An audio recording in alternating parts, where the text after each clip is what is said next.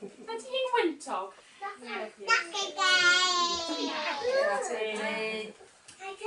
Ydy hi'n cymrog?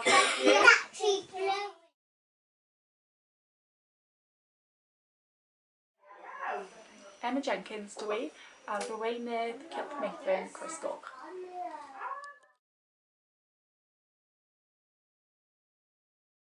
Dechreuais i yn y Cylch am 6 mlynedd yn ôl. Dechreuais i yn dysgu Cymraeg am 6 mlynedd yn ôl hefyd.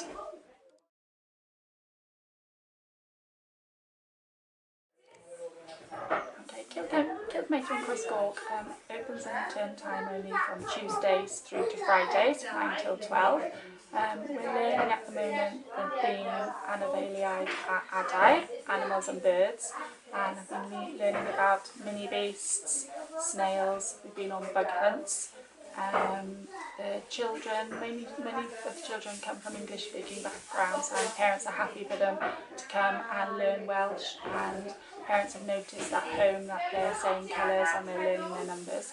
We also have children from Welsh speaking backgrounds as well, who also enjoy coming and having fun and learning through play in the Cylch. The children have a busy morning with us. They come in and do tabletop activities, they write their name and they'll do small group activities. Then we come in and have amser Cylch, we'll do padwonod, Dwi heddiw, sut mae'r tywydd heddiw, registration time, and we'll all ask them what they had for their breakfast, their gesty and breakfast for them all. Then we'll split up into our small groups, amser group bar, and do activities on our theme. Children then have playtime, amser chwarae, where they choose what they want to play. It all gets very busy, and then we have tidy up time, amser taclistio. Then we all wash our hands and we brush our teeth, brwsio o dannedd.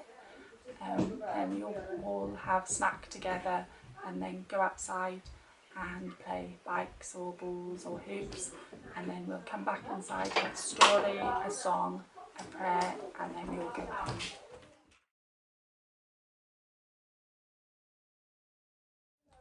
We've taken part in the annual Festival of Christmas Trees in St David's. This is where all different organisations enter a Christmas tree and decorate it, and then members of the public come in and vote for the best tree. Cylch Meithrin have taken part every year and have always been successful of winning a children's category. But last year we won Best Overall Tree, so we were really delighted to be able to win the Christmas Tree Award. We have the tree to be able to show you, which is a lovely thing that members of the public can go and visit and see. We also take part in the Dragon Parade in St David's. Oriella Park come and visit us, and they help us to design and create with the children a dragon to then parade then through the streets of St David's for all to see.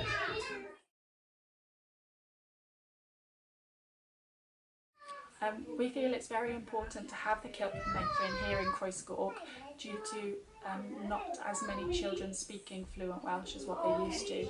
So hence they come along to us, they take part in all the activities in Welsh, learn new Welsh words, take part in activities in conjunction with the school, and then move on to a Croesgoch school to continue to improve their Welsh language.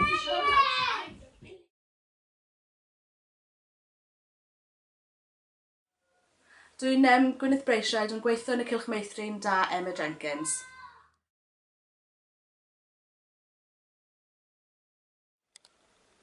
Mae Cylch Meithrin Croesgoch yn lle hapus i gweithio, da'r plant yn canu a wneud stori, peintio a chwarae da teganau a pethau fel 'a.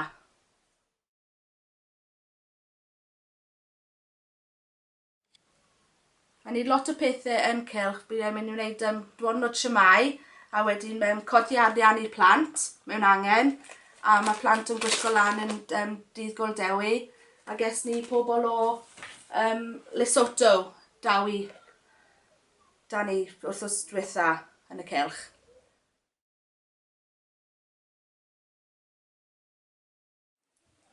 Rebecca Morse ydw i, a dwi'n gweithio mewn Cylch Meithrin Croesgoch.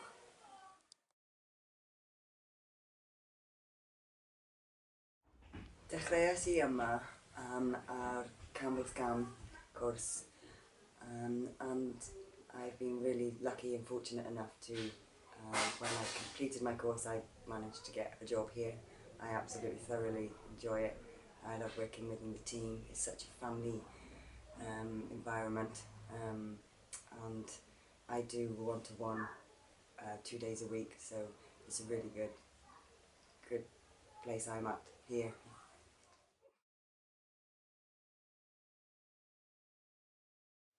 Cylch Meithrin Croesgoch deserve to win. They do more than they need to, in a way that is because they want to, and they care. Again, it's such a family environment, and they really do deserve to be the winners.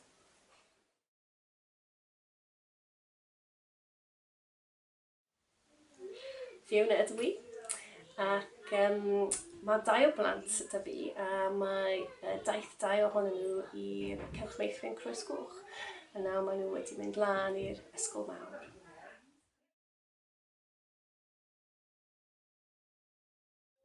Fi ysgrifennydd y Cylch, a dwi eisiau enwebu Cylch achos mae Cylch yn gwneud lot o pethau yn dda iawn yn Cylch Croesgoch. A mae plant sy'n dod i'r Cylch yn dysgu lot o sgiliau newydd trwy'r chwarae, trwy'r fynd i'r trips, trwy'r weld a pobl yn y lleol, yr ardal lleol, i ymweld Cylch, a pobl fel heddlu, pobl fel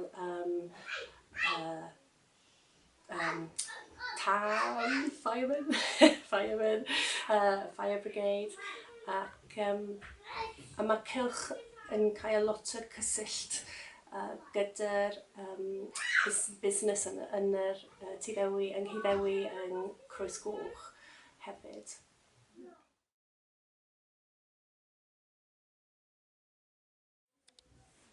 Bob blwyddyn, Cylch yn cymryd rhan yn yr Festival of Christmas Trees yn Nhyddewi, ac hefyd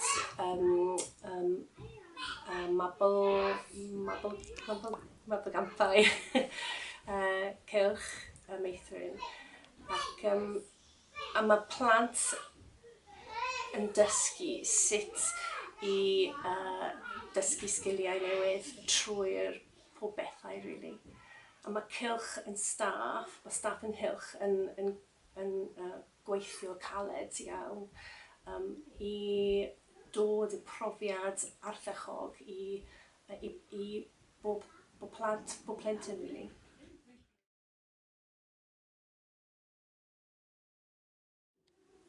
Dwi'n meddwl bod mae'n pwysig iawn i gael Cylch Croesgoch yn yr ardal, achos mae'n pwysig iawn i plant i defnyddio'r iaith Cymraeg, a mae'n pwysig iawn i fi i plant yn dechrau'n dysgu Cymraeg yn gynnar, really, yn ein bywyd, ac hefyd mae'n dda iawn i'r ardal lleol i clywed pobl bach yn siarad Cymraeg, i trio siarad Cymraeg hefyd. Mae'n profiad da i dechrau'r taith, dwi'n meddwl, i bob plant i dechrau'r taith yn dysgu Cymraeg. Mae lot o connections, Cylch yn yr pobl yn y ardal, yn busnesu yn y ardal hefyd. Ac mae'n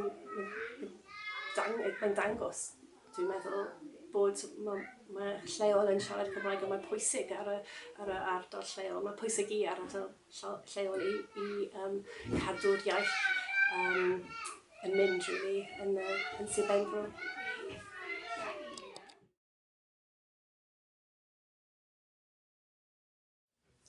Dwi'n teimlo fel Cylch Meithrin Croesgoch yn heibi ennill o Gwobrau achos mae staff ynghylch yn gweithio caled iawn.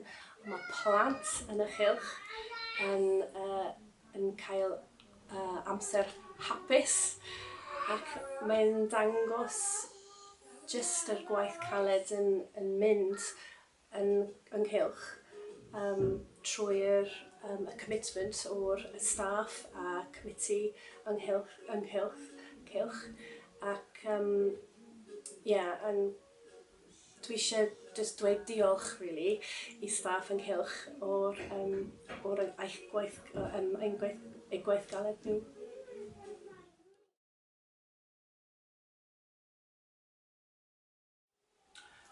We feel we deserve to win this award because we work really closely with the parents, the children, the committee and of course Jill Lewis, our development officer, by promoting the Welsh language within the Cylch and also working well and closely with the community.